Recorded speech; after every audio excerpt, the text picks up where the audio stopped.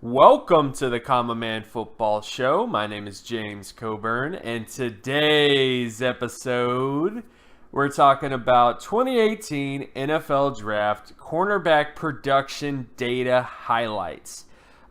Just like the rest of the videos that I've put out about production data and these other sort of aspects, I want to do another video talking about the cornerback position, giving you a little bit of a quick boom, here's some guys that you should be familiar with before we enter the actual draft season. I know a couple of you guys have asked what happened to percentile scores. Percentile scores basically being a way to judge what these numbers mean relative to all the other cornerback numbers, because the data that I use for my final assessment data basically encompasses all the cornerback data. It encompasses all the cornerback performances since 1989, and because of that,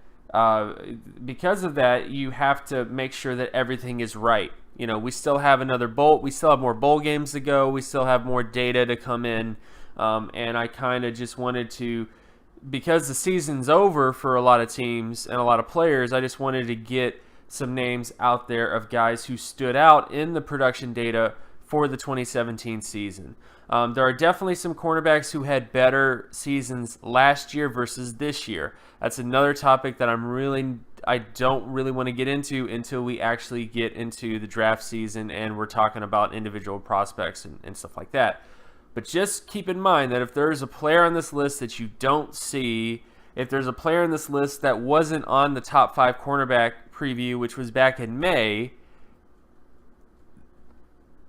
then just keep that in mind. That doesn't mean that they're bad. It doesn't mean that all of a sudden they're not going to be good players. It's just that they happen to have kind of a downer year to end the season, if you will, from that kind of perspective. So first off, if you're completely new to the channel and you're like, okay, what is this guy talking about with the cornerback data and solo tackle data and all this other stuff, we're looking at two main metrics today.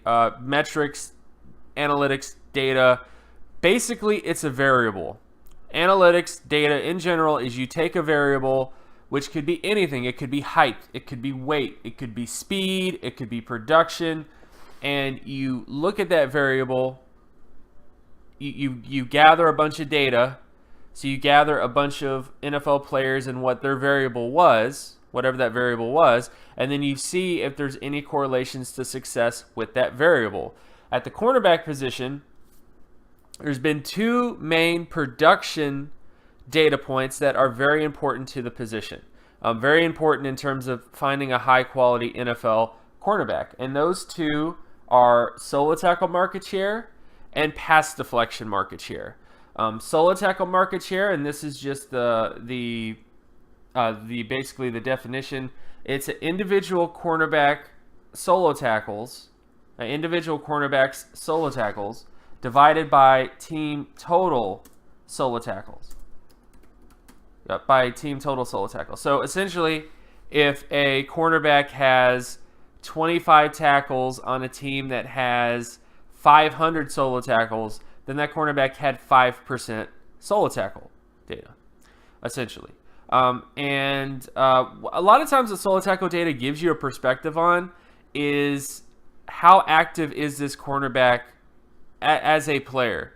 The players that get hurt with solo tackle data, and I'll just put this out here just so you guys understand this. Most of the players that don't really test that well but end up being successful players anyways because of the solo tackle data are the players that typically play a lot of man. Cornerbacks that play a lot of man don't typically make their way back to make a play. So essentially, they're not near the line of scrimmage because they're basically backpedaling and trailing a wide receiver, so they don't get as many opportunities to get a tackle, to make a play on a player. Now, high-quality cornerbacks make tackles no matter what, but I'm just saying in general, if you're talking about a starting cornerback, there are definitely starting cornerbacks who don't test that well with solo tackle data, but still end up being good cornerbacks. However, it's just to give you some perspective about what exactly solo tackle data is measuring. It's essentially measuring how active this player is. Are they mixing it up in the running game? Are they aware of what's going on in the football field, and are they taking advantage of the opportunities that present themselves on the football field? That's essentially what solo tackle data does. Second to that is pass deflection market share. Pass deflection market share data is essentially the same as solo tackle data. You take individual pass deflections divided by team total pass deflections. So essentially, if you have a cornerback who has 10 pass deflections on a team that has, say, 40 pass deflections, and that cornerback has 25% pass deflection market share. This data point deals specific, and this doesn't include interceptions, so I just want to throw it out there. This is not interceptions plus pass deflections. That's not how this is. This is purely pass breakups. That's purely what this is. It has nothing to do with interceptions. What this data point is measuring is how active this player is in terms of their ability to find the football and make plays on the football. The higher your pass deflection market share score is, the more often that you are able to identify when the ball's in the air, you're able to put yourself in position, you're able to put yourself in good position to make a play on the ball, and not only that, you made a play on the ball. This is by far the most important statistic out of all the statistics I just mentioned. Solo tackle data is important. You do want to have a certain amount of solo tackle data, but pass deflection data is a key. It's just a key metric, because cornerbacks who can't find the football, cornerbacks that struggle to locate the football and make plays on the football, Justin Gilbert, I mean, the names go on. Like, there's tons of cornerbacks that I'm not going to list all their names, but there's tons of cornerbacks where this is the major issue that they had, was the inability to locate the football and be aggressive at the catch point and make plays on the football. And it's a very important data trait. Every single high-quality cornerback, regardless of solo tackle data as well, scored really high when it comes to pass deflection market share data. So it's a good sort of point when it comes to that. Now, I know a lot of you guys are probably going to be asking now, what about interception market share? What about interception? Shouldn't interception market share be added? Interception market share does have correlations to success at cornerback. However, there have been enough cornerbacks in the past that didn't have very good interception market share, that were high quality cornerbacks, to where I wouldn't necessarily pay that much attention to interception market share. Essentially, interception market share is less correlative, less predictive than pass deflection market share, than solo tackle market share. And because it's less correlative and less predictive, I just don't really even bring it up. I don't even mention it. I don't even want to pay attention to it because it's just going to make you miss on more prospects. It's a lot like height at quarterback. People harp on height all the height of a quarterback all the time, when data-wise it isn't really the most predictive variable to really pay attention to. Like it just, there's other variables that are more important, like production data, etc. So don't pay attention to it. Like it's not the biggest deal in the world. It's not very predictive. It's just more descriptive, and you honestly just shouldn't really pay attention to it because of that fact. And that's the same thing with interception market share. So I just wanted to throw it out there in terms of interception market share.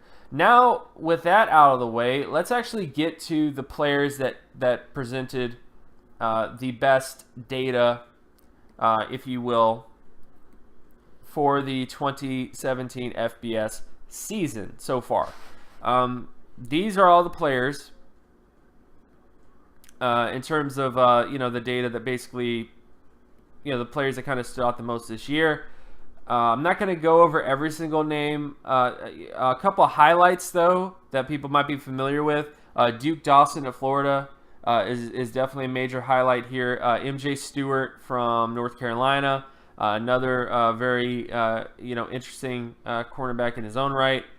And on top of that, Josh Jackson. Joshua Jackson's probably one of the highest.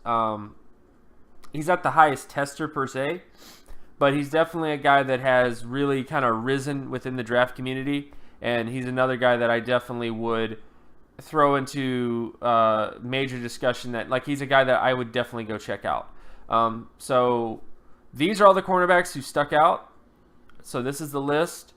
I would recommend that you check out these players. I basically added the position groups by seniors, redshirt seniors. So if you don't want to watch the juniors, you don't have to watch the juniors. Although some of these guys are juniors and will probably be in the draft, most likely. So pay attention to a lot of that stuff.